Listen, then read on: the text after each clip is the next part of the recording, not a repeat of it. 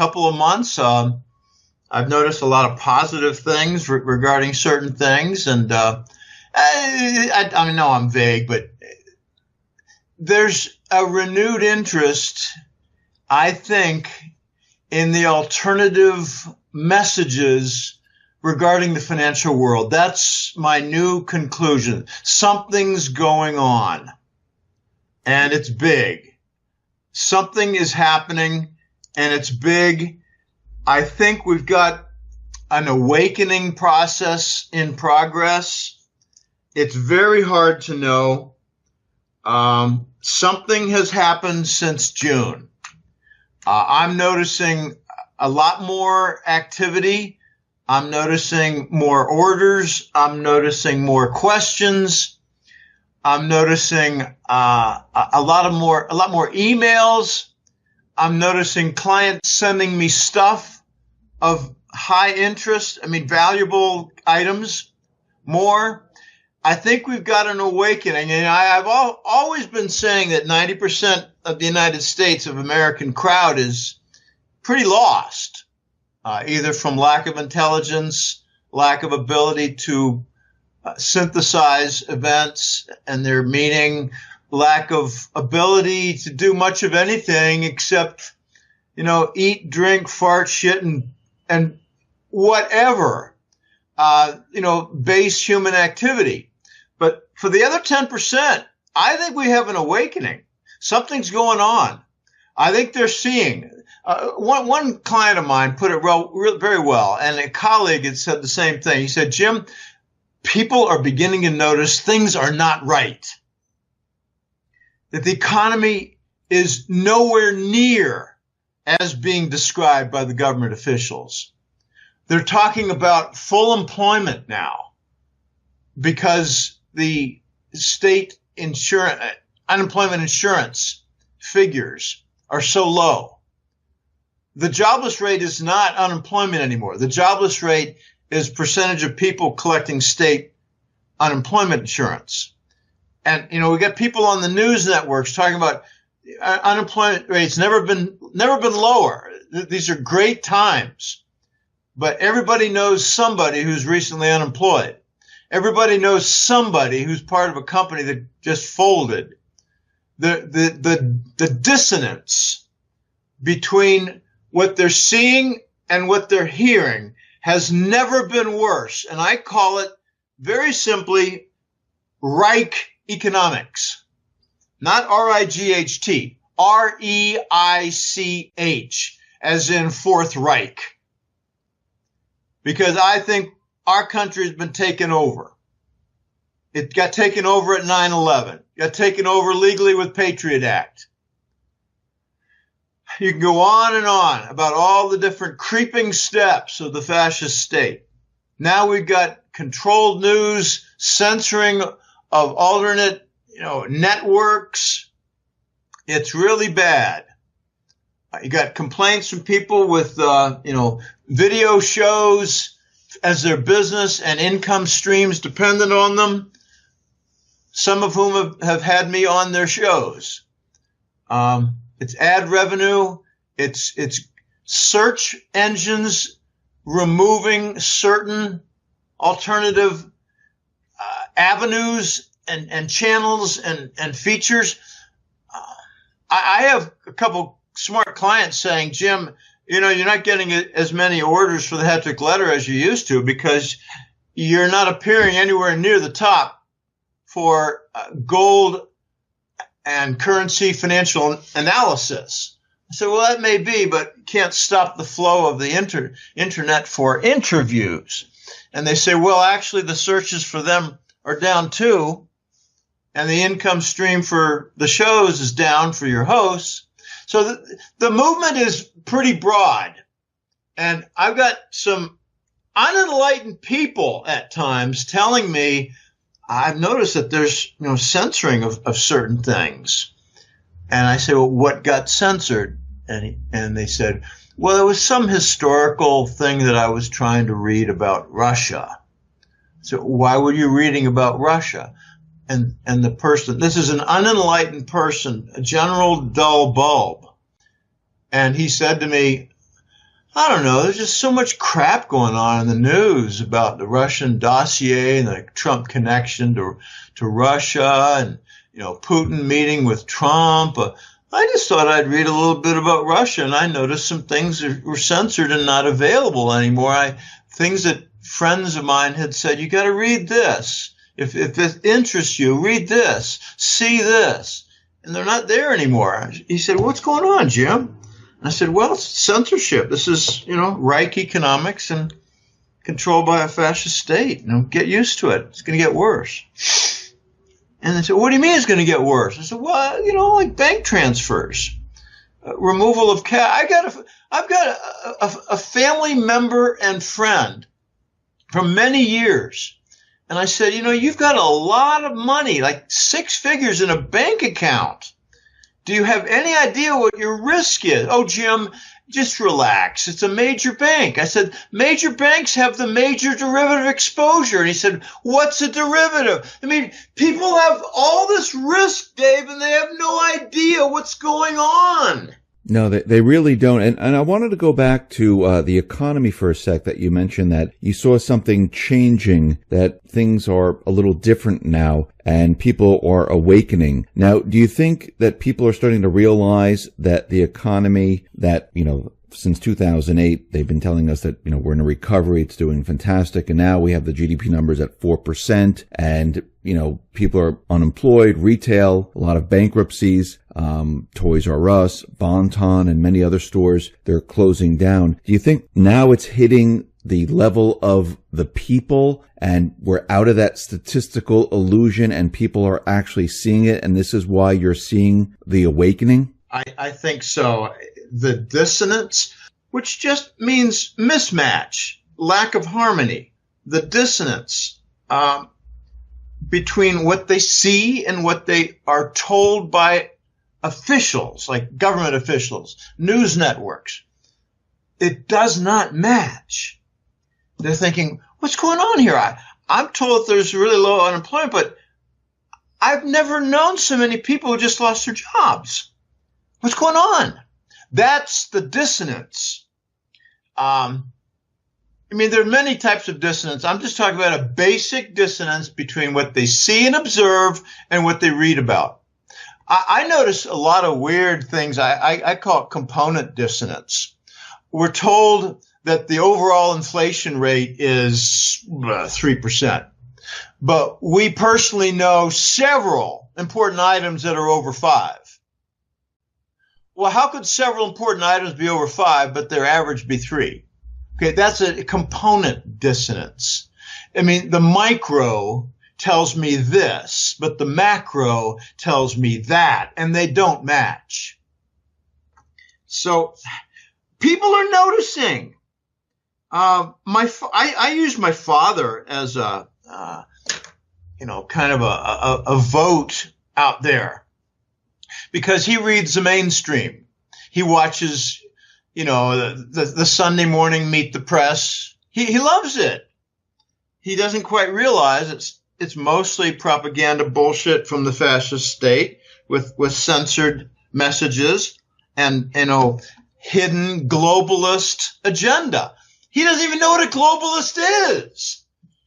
He said to me 6 months ago, Jimmy, use that word globalist entity. What's globalist? We're all on the same globe. What do you mean? I said, Dad, it's a global fascist state, new world order. He said, I don't know anything about that. My dad is a good vote for what's going on from the general middle of the road mainstream, and he is aware of the pedophile stories. He doesn't know how big it is. He doesn't know that it extends to Hollywood producers and to judges and to political figures in Washington. He thinks it's kind of isolated. Well, okay, soon he might not. I asked him about censorship. He said, I don't know anything about that.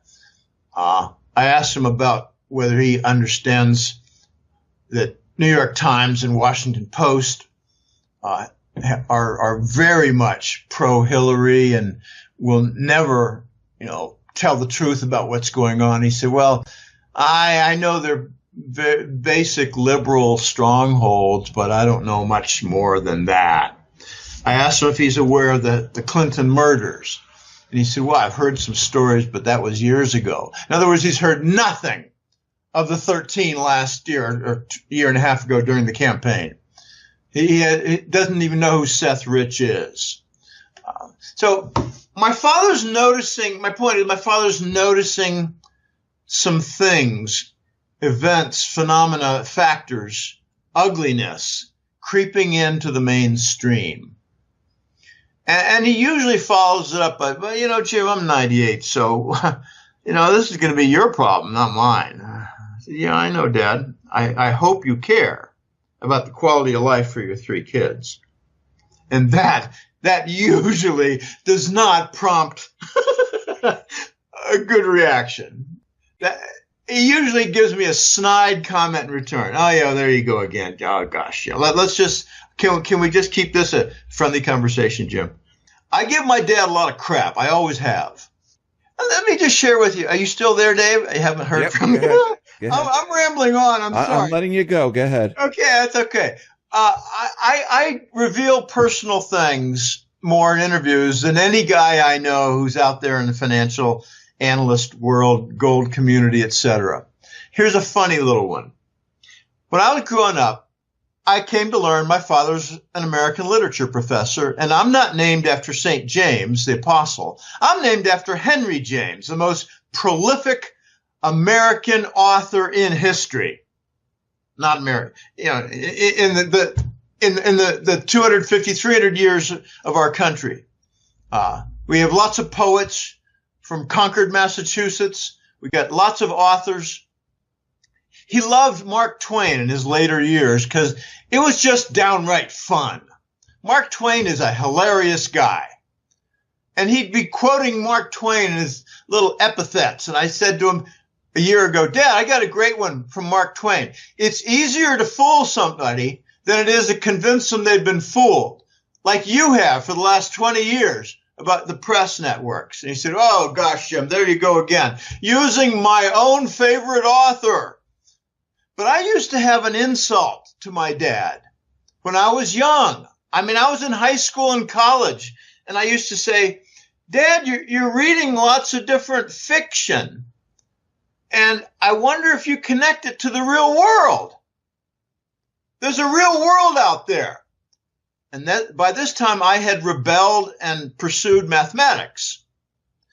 I had a very interesting, effective method of having him leave me the hell alone with a summer list of reading 15 books when I wanted to play softball and work on my bike and build a crossbow.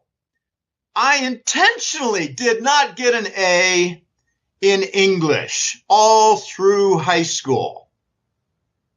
So he'd leave me the hell alone. And I got the math award 3 of the 4 years. And he said, Jim, you're good in math. I mean, my hat's off to you. You've done well. And I never said to him, yeah, well, you know, when I don't bother to read all the assigned books in English class, I got more time, Pop. So I used to tell them, Dad, you read 1984 by Orwell, you read Brave New World by Aldous Huxley, and you do not connect it to our world. You're still disconnected. And he said, well, I just don't see the 1984. I said, Dad, can you define fascism? That's what we got, blank air. Yeah. He did not know. My brother cannot define fascism, and he has a double bachelor's in political science and economics. Doesn't know what money is, doesn't know what fascism is. So how's the American educational system doing? He told me, Jim, there wasn't a single gold course offered in our economics curriculum. I said, was there an offering on fascism? And he said, yeah, I didn't take that. I was into other things like, you know, socialist concepts and you know, liberal, it just goes on. What the hell did you study in political science, John? You don't even know what fascism is. There was a great quote. I don't think I have it Oh, yeah, here, it's right in front of my face. I put it up front in my July key quotes for the newsletter. Great quote by Norman Thomas, probably some political type author. Here's the quote. The American people will never knowingly adopt socialism, but under the name of liberalism, they will adopt every fragment of the socialist program until one day America will be a socialist nation without knowing how it happened. Wow. Yeah. So let's bring in some terrorism and let's cut back on the rights. Let's call Occupy Wall Street a terrorist organization. Let's censor the alternative news, and let's make it hard as hell to run through the customs to get into our country, to the point that we lost a Chicago bid for an Olympics site. Okay, there's your creeping fascism. Let's make it illegal to question the voting machines by Diebold.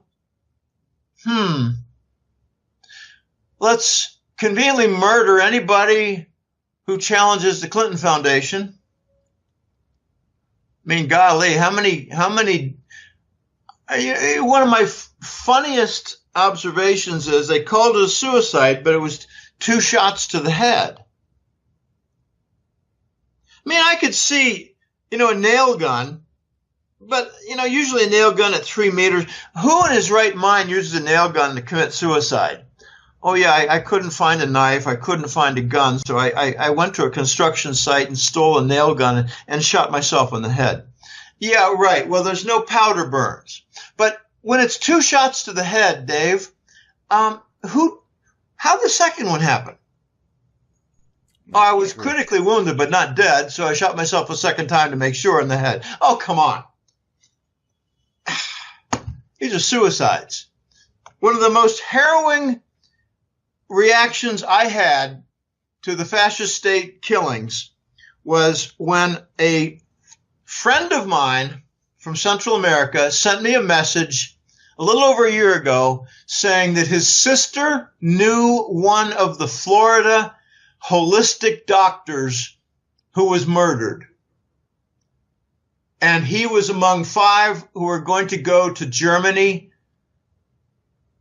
at a conference on invitation to explain their research on the GCMAF enzymes that could be taken as supplements that arrest and reverse cancer.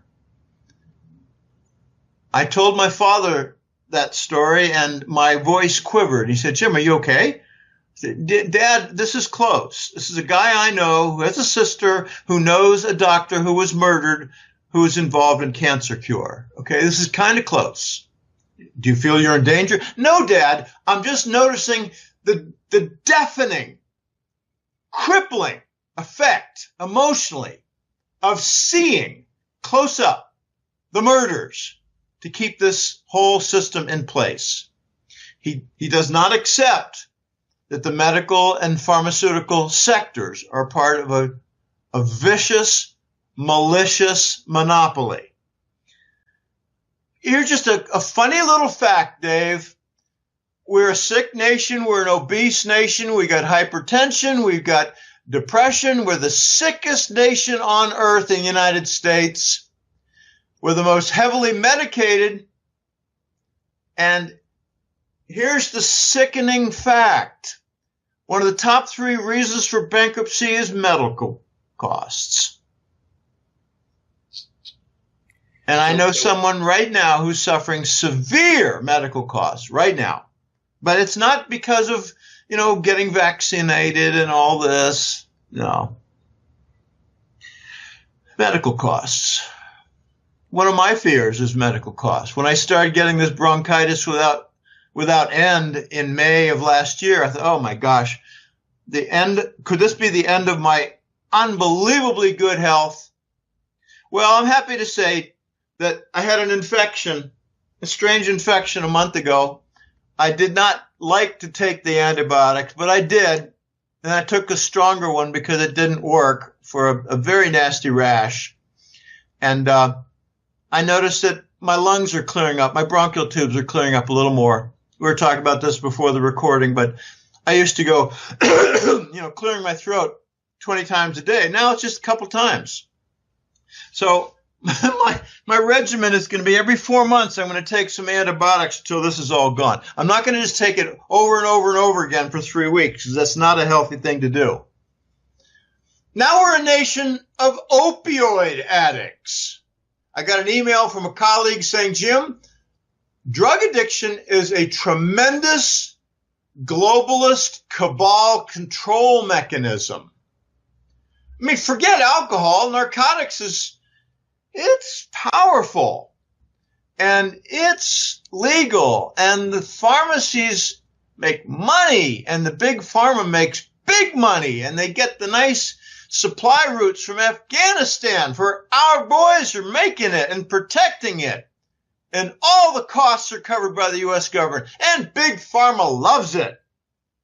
But now you get a state reaction. State after state is limiting the opioid prescriptions. And I came across a fact that just appalling. 2017, Ohio, population 12 million. Ohio had 80 million prescriptions for opioids. That's 7 for every man, woman, and child in the state per year. Okay, obviously everyone's not taking it. So somebody's taking dozens and dozens, if not hundreds. We're becoming a nation of drug addicts. I got people sending me email, clients saying, Jim, I'm in Michigan. I've got a cleaning service. It's floor cleaning, wall cleaning, you name it, cleaning. What do you call it? Sandblasting of buildings. I got, to get the soot off and stuff like that. And it leaves the bricks just a little bit damaged, but, a little pock mark. Anyway, I've got an opening for 100 people. And I got applicants all over the place. And I'm rejecting 80% of them for being on welfare or being a drug addict. We're a nation of addicts. We're a nation of pizza and Coca-Cola addicts. Drug addicts, narco, booze, beer. Can't watch a football game without a beer ad. And, it's getting worse. You got a $5 million annual football, NCAA and NFL contract from the military. You can't have an important sporting event in football without an honor guard. Okay, this is all fascist creep and addiction control. And I refuse to be controlled unless you've got a special additive to chocolate, Dave.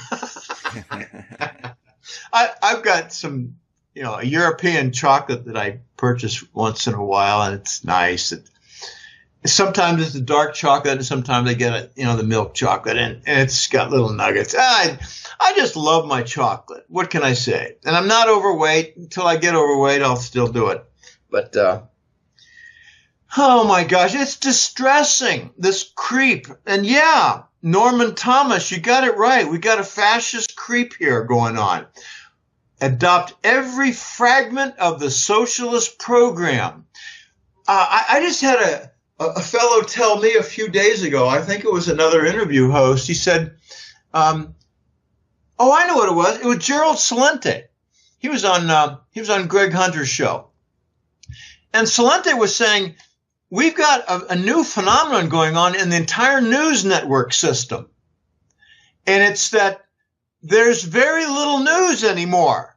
There's very little in the way of cub reporters digging out new stories to make a name or pursue the Pulitzer. You've got the New York Daily Post laying off half of its reporters. You've got the Wall Street Journal, 30% less content. And in the content, a lot more photos. In other words, less words. And what it's becoming is the news networks are publishing the standard watered down fascist Reich messages. Again, R-E-I-C-H, not right versus left. The Reich system messages. The news is being controlled. We don't care about a story about the Midwest and a family that, helped a bunch of orphans. We don't care about them. Many of those orphans are going to end up in Clinton's sex rings with unmarked graves after they're done with them. Okay? We don't have stories anymore. We have the official propaganda bullshit. So, Salente said, you could take a look at Toledo, and I think he said Omaha, and their news reporting system is all reduced. They take the AP Newswire. And what he didn't say was it's all Langley approved. So, we're well along in the Reich economic system where everything is pretty well broken and dependent on handouts and hyperinflation money. I'm talking about QE and the Fed's monetary program. I asked my dad several months ago, Dad, the Federal Reserve is covering our national debt. We're financing it with bonds that are purchased by the Fed. He said, yeah, I know a little about that, Jim. I don't know much. I said, in other words, Dad, we don't have bond investors much. And there's something that you don't know about, and that's the Department of Treasury have derivatives coming out of machinery that we're purchasing bonds to cover our debt from computer machineries with fancy algorithms that work off differentials and produce fake demand. I said, Dad, there are very few buyers at our auctions. They're mostly computers. He said, well, that's not good, is it? No, Dad, it's not good. And how do you think it's going to affect your entire estate? Well, I'm not going to worry about that. We're becoming a nation of dummies. Economic finance dummies, Dave. Hey, Jim, you're talking about bonds right now. Have you heard about the Treasury expanding the bond market to get more buyers? How do you mean expand the bond market? It looks like they're going to allow more and more individuals buy the Treasury bonds. Oh, expand the auction? Yes. Open the doors for more individual buyers. Yes, because the economy is so strong right now. That's what they're saying. Okay, so in other words, people that I know who have good savings can go down to their bank and buy a bond that's wrapped up in some kind of a CD. Yeah. Well, to me, that means they're going to create certain instruments at banks that are certificates of deposit, the CDs. And they're going to open up the pension system. This is a topic that was pretty hot about 3 years ago. Will there be forced purchase of Treasury bonds by pension funds? Think of the managed corporate pension, like at IBM.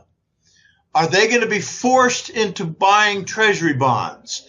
And we got the term specialized Treasury bond. Okay, well, what was that? Well, this is 2 or 3 years ago. Well, it was a special bond that pension funds could buy that would be connected to the U.S. Treasury bond system. In other words, outside the auction network, outside the big bank bond issuance with their ridiculous fees. Well, now they have to worry about blockchain moving into their ground and eliminating them through disintermediation, which is a favorite topic of one of my jackass colleagues, Sky Crane. He said, that's going to happen, Jim. All right, so now we apparently are going to see some bigger, wider connection through the CD sector, certificates of deposit. They call them plazos here, placements in Latin America. And the local CDs pay twice the interest of the United States because they're more legitimate. You take a look at the U.S. dollar plazos and various banks here. They pay 3% for 12 months, but the local ones pay 7%. for 12 months. Okay, I think what they're doing here, Dave, is they're making the early connection for pensions and individuals for buying the specialized treasury bonds. This looks like an initial step. I wouldn't be at all surprised in a few months if they talk about the specialized treasury bonds that are going to be offered with encouragement to the pension funds, and watch Vanguard gobble it up. Vanguard is the cabal mutual fund and pension center. It'll be interesting to watch, the second tier of companies, whether they follow the leader or whether they're coerced in some way. I don't have a lot of details on this, but I will keep my eyes open. So, the bond market is expanding. I have been watching and looking for damage. Now that you mentioned bond expansion, I'm watching for primary dealers turning up dead. I don't mean physically dead. I mean their business is ruined and they cannot manage their offices anymore with the role as a primary dealer for treasury bonds in that special role with the Department of Treasury. I haven't seen much damage there. I saw damage a couple of years ago, 3 years ago. Some big bank backed out, said we're not going to be a bond dealer anymore. And I'm wondering, okay, how much damage did they suffer? What type of damage did they have? Did they lose money? And the damage comes like this. Primary dealer would be forced to accept and swallow a certain amount of allocated bonds at an auction, like 5% of them. But if he couldn't find buyers as the intermediary, bond investors, then he'd have to hold them against his will and tie up his money and get messed up in his business. Okay, there was some damage in 2014 and 15, but I think we're not seeing the primary bond dealer damage for a very simple reason, and that is the Fed is buying everything in sight with help from their minions in Wall Street. By the way, if you've got a Chase bank card, don't use it to sign up for the hat-trick letter. JP Morgan Chase. The Chase card does not work in making a new subscription for the hat-trick letter. I got a dozen or more examples of clients writing me. I tried to sign up. I couldn't. And I with a flippant response, I said, do you have a Wall Street bank card? Let me guess. Chase? And I was right 2 or 3 times in the last couple of years. And it's kind of funny. One client signed up by sending me a Western Union. She said, I've only got Chase. I've got one Chase card. I don't use it much, and that's the only one I've got. How can I pay you for a newsletter? I said, send me a Western Union. So she did. And she said, I'll tell you what, let's make this real easy. I'll give you 2 years worth. I'll make it $440. So I said, well, take a little discount on that for the Western Union cost because it's not small anymore. I could go on about some of these financial entities with their shenanigans, but let's just leave it at that. The primary bond dealers. Jim, I wanted to go back for a sec to what you were talking about, the economy and how people noticed the difference. And I wanted to get your take on what the central bank has been saying in the last couple of weeks, where the IMF first, they said they're looking to create this rainy day fund for Europe. And, if the economy's so strong, why do we need a rainy day fund for the European banks? The other one is that the Bank of International Settlement said banks may be using Lehman-style tricks to disguise their debt. Now, these are very strange messages coming out of the... Who made the second message about hiding debt? BIS. Oh, BIS, Yeah, the Bank of International Settlement. To me, this is what it sounds like. First, the IMF is, worrying that the economy, the global economy, is not doing well. They're very worried about Europe, and this is why they want this rainy day fund, just in case, or not just in case, when the system starts to collapse, they have extra funds to help out the banks. And the biz, it seems like they're kind of separating themselves from the banking system, saying, hey, we know that these banks are doing some type of trick, like Lehman-style tricks, to disguise their debt, and we're separating ourselves from the banking system. These are very strange messages coming out of the central bank when we're supposedly in this, great economy. The Fed's raising interest rates. They're telling us how great everything is, and they're coming out with all these different messages. What do you make of all this? It's debt suffocation. It's bond collapse. And it's permanent recession, which has another name called depression. It's bank system failure, and it's all happening at the same time. I have a phrase that I coined, a term. I noticed after Lehman, by the way, Lehman was a kill event. It was not a bank failure, not a financial firm failure. JP Morgan and Goldman Sachs bought some bonds and never paid for them. It was a few $1 billion worth. They never paid Lehman, and they croaked for non-payment. If you want to kill a big business, just make sure that their accounts receivables skyrocket and never get paid. Okay, so they suffocated Lehman. After Lehman, I made a forecast that we would go to 0%. A lot of people called me crazy. I said, well, just watch. I got into a big dispute with a German ex-CEO who said the European Central Bank and the Bundesbank will never follow the Fed down toward zero. I said, well, give it time. I had to be very tactful because I'm talking to an ex-CEO. He later agreed, okay, Jimmy, you got that right. I didn't expect that. I said, well, my reasoning was sound. They would go down in rates because the euro would rise in value on the Forex market from just a rate differential. And he said, okay, good point. Didn't think about that. Okay, so I watched the reaction. Then I said, okay, we're going to follow Japan. We're going to go to QE. We're going to print money and monetize the U.S. government debt because it's getting too big and the dollar is getting too tarnished. And we need a mechanism to cover our debt because the bond auctions are at risk. We're going to use derivatives and we're going to use basic QE. Okay, people told me, no, we'll never follow Japan. We'll never print money to cover our debt. We'll never do QE to monetize our debt. Of course, we did by 2011 and 12. 2011, I guess.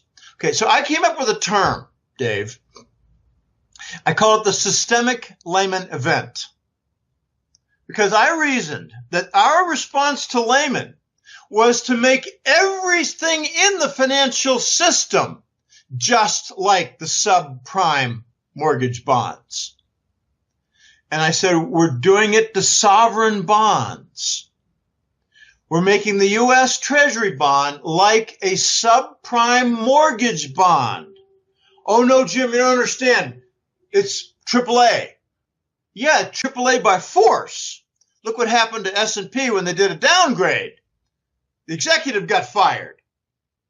Well, I didn't notice that. Yeah, well, people don't notice a lot of things because they're not that bright. They don't follow up. They don't do studies. They don't study much. They're not good students. They're not good at what they do. Okay, then I noticed that the Euro Central Bank, this was more recent, like 2 years ago, they started buying corporate bonds. Okay. So the subprime mortgages have extended to sovereign bonds and leading corporate bonds. Now we have the highest percentage of corporate bonds that are BBB that we've ever seen. Okay, we've turned corporate bonds into junk bonds or the margin of junk bonds by virtue of extending QE. Then they extended QE to cover the crude oil market because the big Wall Street banks had huge exposure to the shale sector. And they let the word out. We need $70 oil to cover our big credit portfolio in the energy sector. And then we start seeing the Fed covering the stock market with S&P purchases. Okay, so we've turned the stock market into subprime financial entity because their earnings don't justify their prices. The corporate bonds have such low yields on their offerings that they don't match the conditions for their profitability. And furthermore, the big companies are abusing their bond issuance by doing stock buybacks with it. So the abuse to make subprime the bonds and subprime their stocks is becoming internalized. And then you got all the repatriated money that Trump tried to encourage to come back home. He urged it not to go into executive packages and stock buybacks, but he didn't stop it, so it did that. More subprime features to our stocks and bonds. Okay, my point is, in response to your question about rainy day fund and concealing debt, IMF and Bank for International Settlement, BIS, my response is they're noticing the entire subprime financial sectors, multiple sectors, with debt suffocation. You take a look at the corporate debt as a relation to their sales. Never been higher. Bond collapses. Just take a look at junk bonds that are failing. Never bigger. Take a look at the recession. Okay, I really like John Williams and his shadow government statistics. I really like their work. I mean, it's a man after my own heart, doing pure statistics, gathering and publishing. I like to do the analysis, so I didn't do what he did. But I've always honored his work. I've always shared his work. I've always used his work and put it out front. And he's got a pair of consumer price index graphs from last month, or I think it was June. And it was the 1980 method of CPI calculation, which shows that the United States is now dealing with 10% price inflation. And it was like 8.5% last year, or 9%. That's the 1980 formula. But if you look at the 1990 formula, it's only 6%, whereas last year it was 5.5%. Okay, I like going back farther because it was done more honestly back then. This is pre-Clinton. Clinton was the beginning of data corruption with the economy. Robert Rubin had his big hand in there. Robert Rubin was a designer of the new reformed consumer price index. I don't want to get into all the different features like geometric mean and substitution and all kinds of things. Don't want to get into all that. Just want to get into what the 1980 figure is of 10%. If we claim that there's 3% inflation and it's really 10, then you need to subtract 7% off what they claim to be the adjusted economic growth, the GDP. They say we got 2% growth. Subtract 7. And you get -4 or -5. Every single year since Lehman, it's -4 or -5 or -3.5. By reducing by the accurate count for price inflation. Our growth is mostly price inflation. What we claim as growth is mostly price inflation.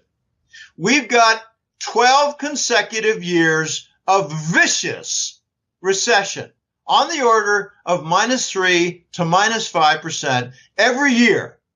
Chapwood did an independent consumer price index calculation having nothing to do with the methods used by John Williams at Shadow Government Stats. Chapwood took 50 American cities and a basket of 500 items. And he concluded 2 years ago, he called it the Chapwood CPI Index. He concluded that the big cities have 10 to 12% inflation, and the rest of the country with the minor cities has about 8% price inflation. And he concluded that in the last 20 years, our economy has shrunk by 22%. Okay, these are independent, high-quality statistical methods being used. I'm sure stratified random sampling is being used, very accurate stuff, advanced stuff. And now the IMF and BIS is starting to see the effects on debt suffocation, bond collapse, economic recession, and bank system failures like what we're seeing in Italy with bank runs. Okay, you can't conceal debt for very long because you need to service it. It's like, it's like pus that comes up above your skin surface and you got a big fat boil in the middle of your forehead. That's what debt suffocation ends up eventually. Bond collapse, you just can't hide for too often. You can have the Fed, you can have the Euro Central Bank buying up corporate bonds. But what they're not going to buy is the second tier of corporate bonds. So they're going to start to slip into B territory, junk bond territory, non-investment grade. You can hide your economic recession for a while until everybody and his stinking brother knows somebody who was just laid off or a business failed. And they go down to the mall and they see that a third of the stores are boarded up. And some of the other ones are now offices that used to be stores. So the great consumption economy of the United States in the 2000 decade led to ruin. You do not consume yourself to prosperity. You build to prosperity with value added. And we have lost that because we shipped out our industry. I remember in 84, I tell this all the time, Intel sent their chip fabrication plants to the Pacific Rim. 4 or 5 of us sat around in our office at Digital Equipment reading a Wall Street Journal, and I said, give this 20 years, guys, and we're going to have big problems from lost legitimate income. We're going to be depending on debt and who knows what else. And someone chimed in, well, maybe asset bubbles, Jim, like the stock market. If it goes up, people can sell their mutual fund and, continue their standard of living. Right. Okay. So asset bubbles and debt dependence. That's what we bought. That's what we got. That is the result of shipping out our legitimate income from industry. We need to bring it back. And Trump vowed to do that in his campaign. And he's so embroiled with the nonsense from the fascist state news networks and political dogs that he can't do his agenda. And I think he also has some problems with, foreign nations and their gigantic reserves. They don't want to invest in the United States with new infrastructure. They want to dump their treasury bond. They want to get rid of a few $100 billion in treasury bonds. So I'm looking for the second term of Trump, not the midterm election, the second term. I think he's going to win a landslide. By the way, the National Security Agency did an independent study of the election for 2016, and they concluded that Trump won 70 million votes and Hillary won 58 million votes for a 10%, 9%, biggest landslide victory in the history of the United States. But it appeared to be closer from astonishing, voluminous voter fraud in favor of Hillary. It did not work.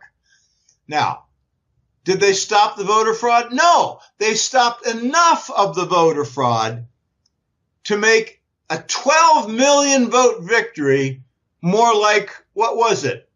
500,000 vote victory for Trump. So his margin of victory was 20 times bigger than what the official figures say. That's what the NSA concluded. not some alternative news feature. No. Okay, so I'm thinking there's going to be a midterm election success for whatever Trump supports. The fascists will lose more ground. And we've got something coming up. I'm hearing it's October, and I'm not a big expert on this, but it's something that will require the news networks to deliver impartial news or face lawsuits. I wanted them to lose their FCC licenses, but apparently Trump has chosen to go the lawsuit route. For instance, Monsanto is facing a lot of lawsuits right now for cancer deaths having to do with glyphosate, the Roundup chemical, which the FDA corruptly was influenced into calling an antibiotic. So a pesticide was called an antibiotic so it could appear in vaccines. We're going to have lawsuits to Monsanto. I think Trump wants to eradicate a whole level of deep state from lawsuits, and the omnibus bill to go after them for pedophile, child sex, slavery, sex rings. Now I'm hearing that Judge Anthony Scalia was not killed by suffocation of a pillow over his head. The pillow was kept over his head to hide pictures being taken from his throat being slit by a 13-year-old boy for sex.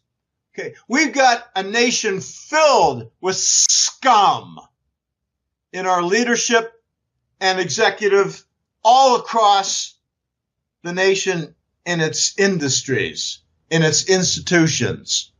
We got charitable organizations that are corrupt fronts. We got United Way. We got American Cancer Institute with 95% overhead. In other words, they're taking 95% for limousines, executive lunches, and high salaries. For what? For concealing the cancer cures. I think the IMF and the BIS are running scared because they see coming from the East the gold standard. And they can't stop it. They can't stop the non-dollar platforms. Can't stop what's coming as, a powerful RMB-based oil contract. It's called the yuan. I call it the RMB oil contract. They can't stop it. It's already got bigger volume than the Brent. And Brent is largely going to die from the depletion of the North Sea, between Norway and Britain. It's largely depleted. There's not much going on there. The Norwegians are some of the best engineers for petroleum and deep sea drilling, and they're being hired all over the world, like in the Gulf, Persian Gulf. They hate that name, but the Gulf region, the Arab Gulf region. They're the best. The Saudis hire Norwegians. They're the best for putting in place the platforms. Okay, can't stop the gold standard coming. Can't stop the gold trade note that I think is coming soon, and I think it's going to be considered interchangeable with a short-term Chinese government bill, not the bond, but a bill, a government debt in the form of a securitized instrument, but it's going to be short-term. Therefore, the Chinese government bill, I think, is going to be equivalent, interchangeable with the gold trade note, and I expect they're going to use the gold trade note to buy Arab oil and to buy African oil. This is how it's going to get a big boost. They can't stop CIPS, the Chinese interbank payment system, cross-border interbank payment system, the competitor to SWIFT. They can't stop the Belt and Road Initiative. The United States doesn't want to have anything to do with it. We got a few companies in there struggling for a piece of the action.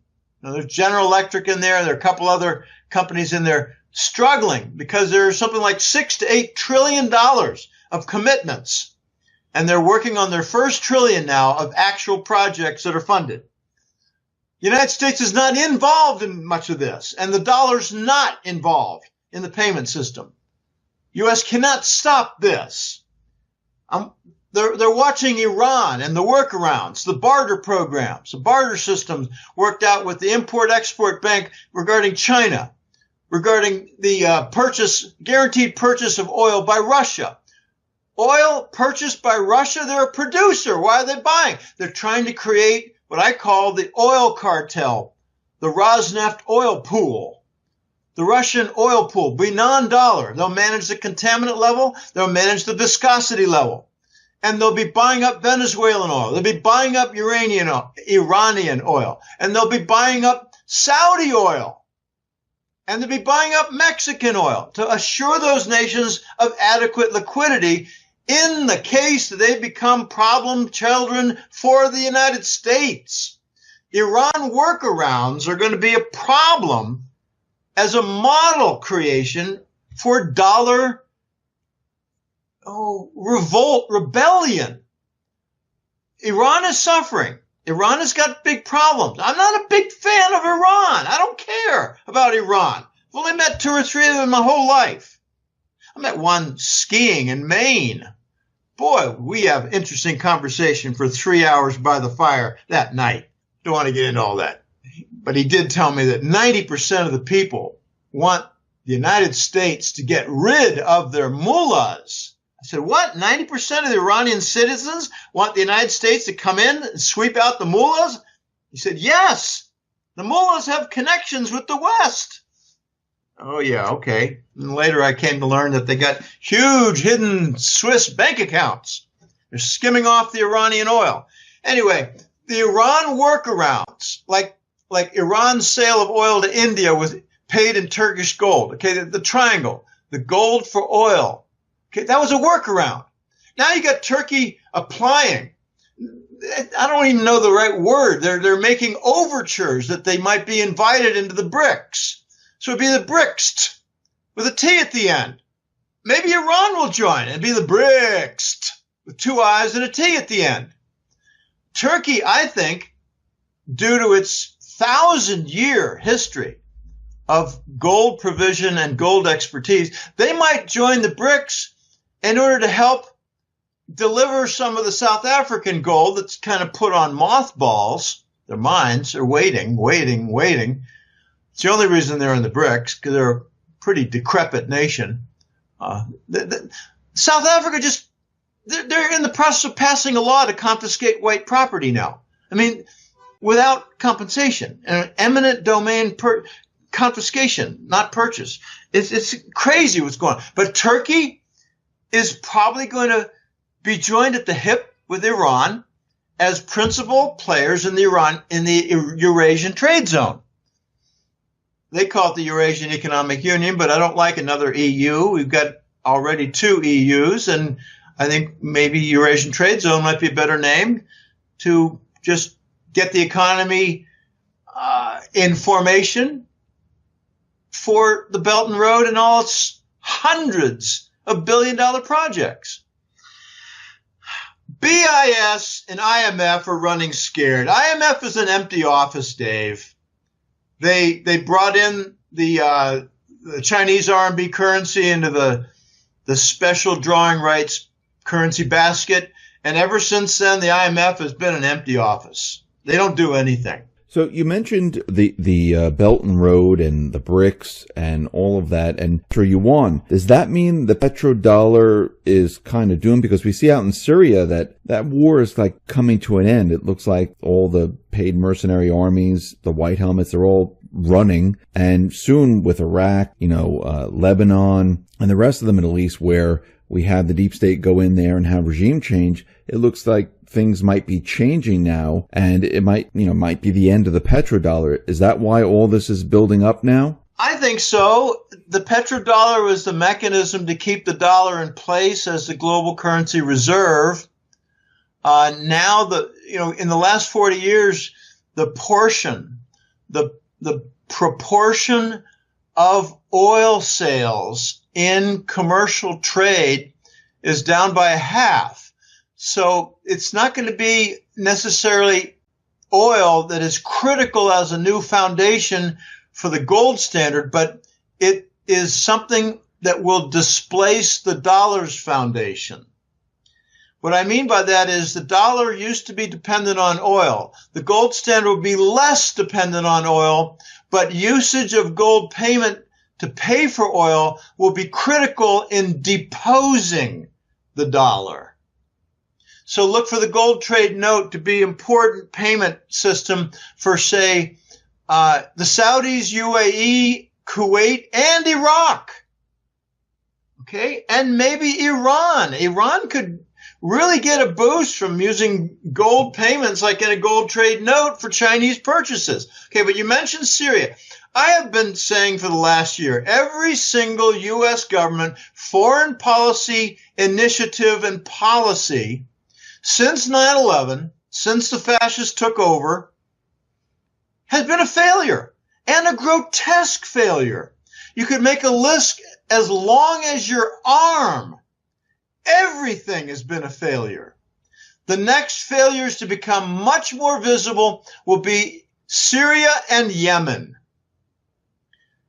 The Yemenis, Yemeni, I don't know the right.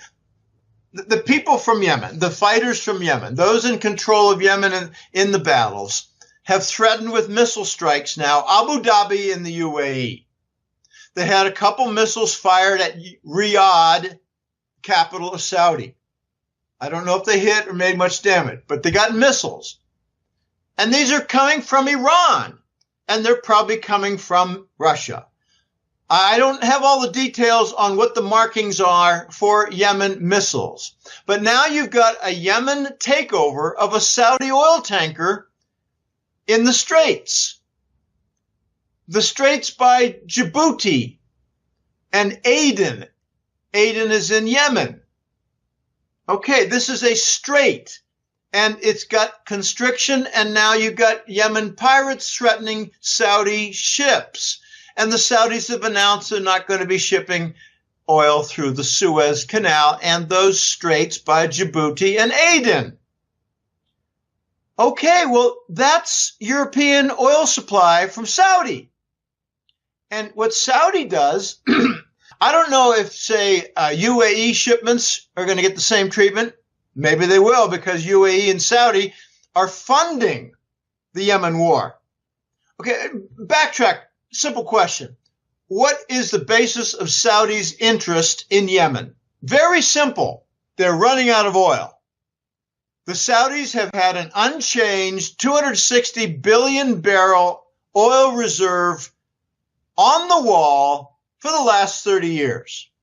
You can't be the number one producer of oil and have no depletion of your oil reserves. Oh, they claim to have new discoveries. Oh, great. I think the new discoveries are of mineral metals and gold much more than oil.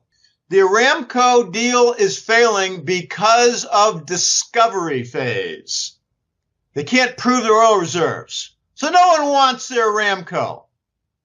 Now we're going to have a hilarious event coming where the Chinese will buy what we're told is 10%, but will really be about 30%. Or maybe they'll buy 5% and it'll really be 35%. The Russians will buy 4% and it'll really be 28%. And the Russians and Chinese together will own 55% of Aramco when the rest of the world is told they own 10 because of falsified discovery phase that didn't pass muster. Okay. You mentioned Syria. Okay, fine. I've got a colleague who follows Syria almost every day. And that's all fine. It's failing. It just is failing. We're evacuating. And we're going to see more failures. We're going to see, I think, the failure of Saudi Arabia. Oil income is down. Costly Yemen war. The arrests of elites and royals did not pan out very well. Caused a lot of resentment. And the only investors that I see in Saudi Arabia are the Chinese. So I think a critical country right now is Saudi Arabia. And another critical country for a different reason is Germany, as they pretty much push aside the Russian sanctions. The U.S. government going after Nord Stream 2 with threats of sanction against German construction and finance companies was a very, very big mistake. The Germans have responded to Russian sanctions by opening up subsidiaries in Russia so their output could be sold to Russians in the Russian market without violating the sanctions because it's made in Russia. It's just got a German brand on it. The Germans are so pissed off they had a lawsuit at the EU Commission in Brussels that they won, that Nord Stream could proceed, Nord Stream 2. It'll double the output. Okay, here's a funny little fact I just learned. If the United States wants to sanction all the companies involved with Nord Stream, are they going to sanction British Rolls-Royce? They make turbines. They make gas turbines that are used with the Nord Stream pipeline system. We're going to sanction the British Rolls-Royce? I don't think so. So the hypocrisy will come out.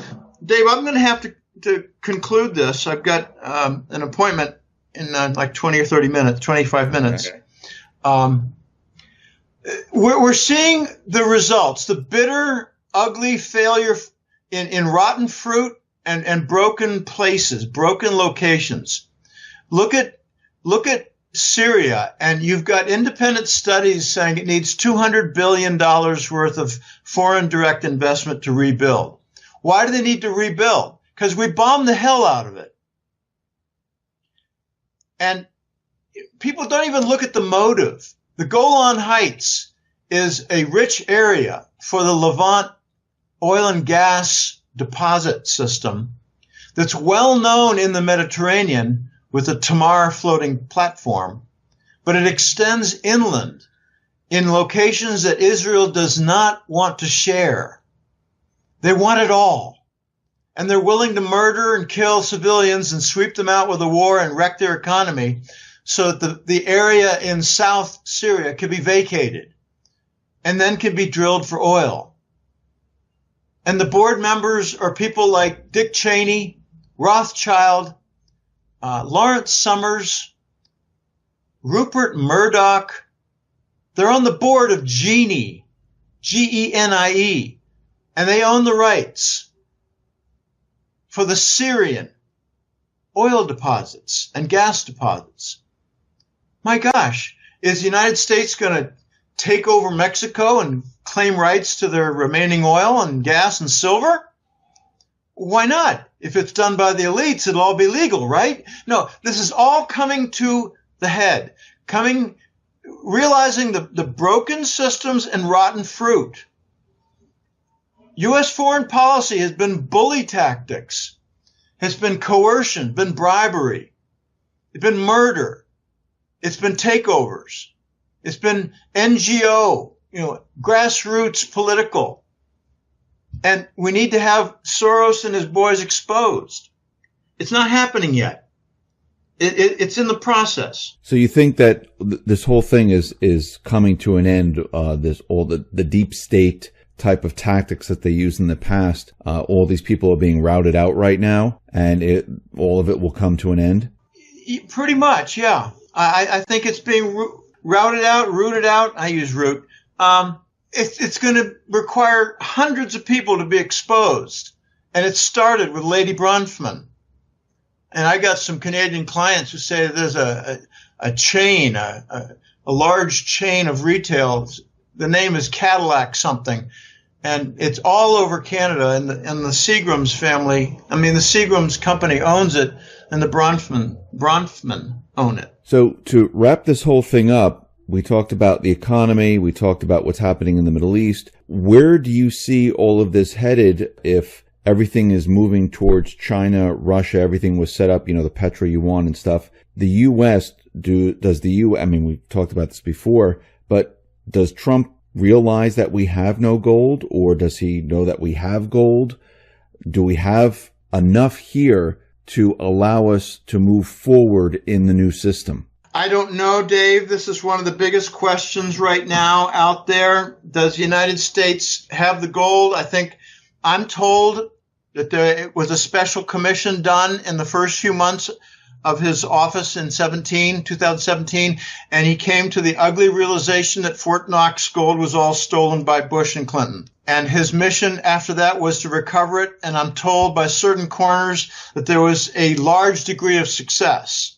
But I don't have the details, and you can't look that up. You can't do a search and find information on what the elite crimes are. You can't do that. So you're talking about the gold note and stuff like that. So you think at this point, from your research and what you found out, we have enough gold to get onto this new gold note system?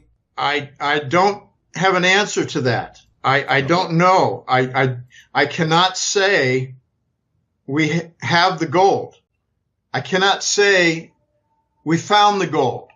I cannot say that large troves are in the process of being monetized that were in deep storage. I can't say. You can't prove anything. That's a problem with elite crimes. Elite crimes end up rewriting history and making information inaccessible. So if we don't have the gold and, we go on to this gold note, what happens here in the U.S.? How do we survive this? If we don't have the gold? Yeah. Then the gold standard imposition by the East will result in the United States falling into the third world. We'll have a currency crisis. Take a close look at what's going on in Venezuela. I know people say, it could never happen here. Well, what if we print money to cover all the debts and the rest of the world is gradually turning to gold and gold payment systems and gold platforms, and we're sanctioning country after country after country after country after country, and then we finally sanction most of Europe, and they don't accept the dollar, and they don't operate on the dollar. What do? We have our own currency, and we support our debt with printing, monetizing our debt, and our currency loses value very, very rapidly. So we must source the gold. We must source it by our own ownership or by lease. And no one wants to lease it because we always steal it. That is the conclusion to end this by, Dave. That's the conclusion. Okay. We need to source the gold by ownership, rescue, or leasing, or we fall into the third world. Because the rest of the world is not going to wait any longer. They're moving, not hyperspeed, they're moving in a very solid second gear right now toward the gold standard.